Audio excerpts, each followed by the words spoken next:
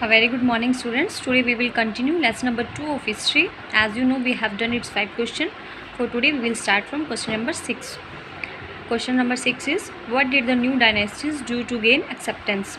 जो new dynasties हैं, जो न्यू किंगडम स्टार्ट होती थी, वो एक्सेप्टेंस के लिए क्या करती थी? एक्सेप्टेंस मीन्स जो आसपास के जो लोग हैं, जो पब्लिक, उन्हें एज अ किंग एक्सेप्ट कर ले, एज अ बिग डायनेस्टी उन्हें एक्सेप्ट कर ले, तो वो क्या करती थी एक्सेप्टेंस के लिए? The new dynasties gain power and wealth. New dynasties क्या करती थी? पावर गेन करती थी, वेल्थ गेन करती थी.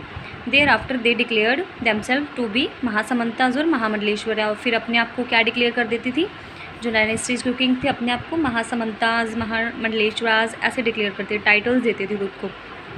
Many of such kings adopted high sounding titles like maharaja धीराज, त्रिभुवन चक्रवर्तीन. और जो उनमें से कई किंग्स होते थे, मैनी किंग्स ने क्या किया? बड़े बड़े हाई साउंडिंग टाइटल है जो अडॉप्ट किए, जैसे कि महाराजा धीराज, त्रिभुवन चक्रवर्तीन, ऐसे ऐसे टाइटल ले लिए. They also depute learn Brahmins to depict them as valiant, victorious and warriors. और उन्होंने ब्राह्मण्स को मतलब अपने लिए बोला कि हमें ऐसे ऐसे बड़े बड़े नामों से, ऐसे ऐसे प्रेज वाली जो लाइन्स हैं हमारे लिए लिखे, हमें डिपिक्ट करें एज अ वैरियर्स हो गया, विक्टोरियस, वैलियंट होते हैं बहादुर, ब्रेव, ऐसे उन्हें डिपिक्ट करें. Their activities were recorded in prashastis, और उनकी जो एक्टिविटीज़ है वो प्रशस्तीज़ में रिकॉर्ड होती थी. प्रशस्तीज़ क्या होती है स्टूडेंट्स? एक रिटर्न मटेरियल होता है किसी भी स्टोन पे, पिलर पे, जो किंग्स अपने लिए लिखवाते थे, उन्हें प्रशस्तीज़ बोलते थे. They try to demonstrate their power and resources by building large temple. और वो अपनी जो पावर है उसको डेमोन्स्ट्रेट करने के लिए, डेमोन्स्ट्रेट मीन्स शो करने के लिए क्या करते थे?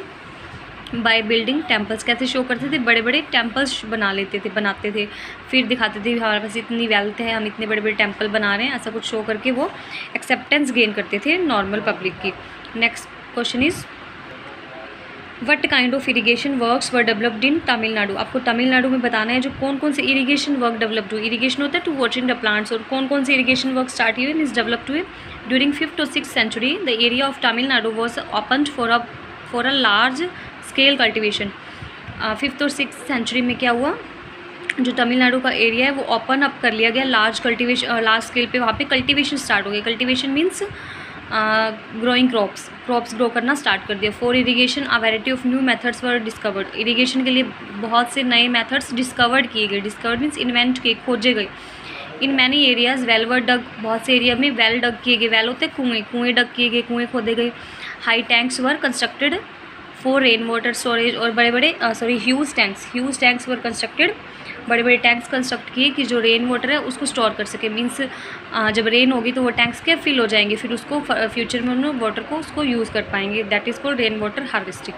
Next is, what were activities associate with Chola empire. जो चोला एम्पायर है उनके साथ कौन कौन सी एक्टिविटीज़ हैं जो एसोसिएट थी, मीन्स जुड़ी हुई थी. चोला एम्पायर क्या क्या करते थे? Chola temples were the nuclear settlement of growing around them which included centre of craft production. जो चोला एम्पायर, जो चोला टेम्पल्स हैं वो न्यूक्लियर मतलब सेंटर था सेटलमेंट्स का. उसके आसपास सारे सेटलमेंट्स थी, जो गांव, जो विलेजेस वगैरह थे वहाँ बसे हुए थे. उनके सेंटर ऑफ क्राफ्ट प्रोडक्शन भी वहीं था. क्राफ्ट प्रोडक्शन मतलब कुछ क्राफ्ट्स बनाना, कुछ हैंडमेड चीज़ें बनाना. Temple were also endowed with land by rulers as well by others. जो टेम्पल्स थे वो एडोव्ड मतलब उनको दिया जाता था, जैसे कि कोई लैंड गिफ्ट कर देता था, उस पर टेम्पल बनाते थे. बहुत से रूलर्स और जो अदर लोग हैं वो भी उनको टेम्पल्स को डोनेशन देते थे. The produce of the land was use for the maintenance of priest. और जो प्रोड्यूस होता था लैंड का, जो वो किस लिए यूज़ किया जाता था? प्रीस्ट को मेंटेन करने के लिए, उनकी जो वो टेक केयर करने के लिए. गार्लैंड मेकर्स थे वहाँ के मंदिर में जो गार्लैंड बनाते थे. कुक्स थे, स्वीपर्स थे, म्यूजिशियंस थे, डांसर थे, etcetera. Who were associate with the temple. मतलब जो लोग भी टेम्पल से जुड़े हुए थे, एसोसिएट थे, उनकी देखभाल किससे करते थे? जो लैंड होता था ना उससे जो भी प्रोडक्शन होती थी उससे करते थे.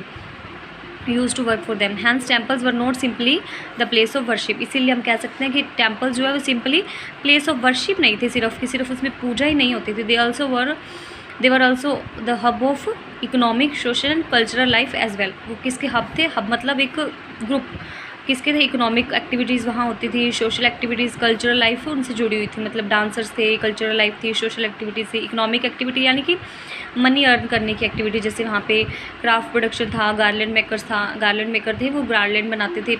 यही सब क्या था? इकोनॉमिक एक्टिविटीज़ थी. तो सारी एक्टिविटीज़ वहाँ पे सेंटर होता था उन सब का टेम्पल्स. तो ये स्टूडेंट्स, अब this was your chapter second of history. Revise it for examination. Have a nice day students.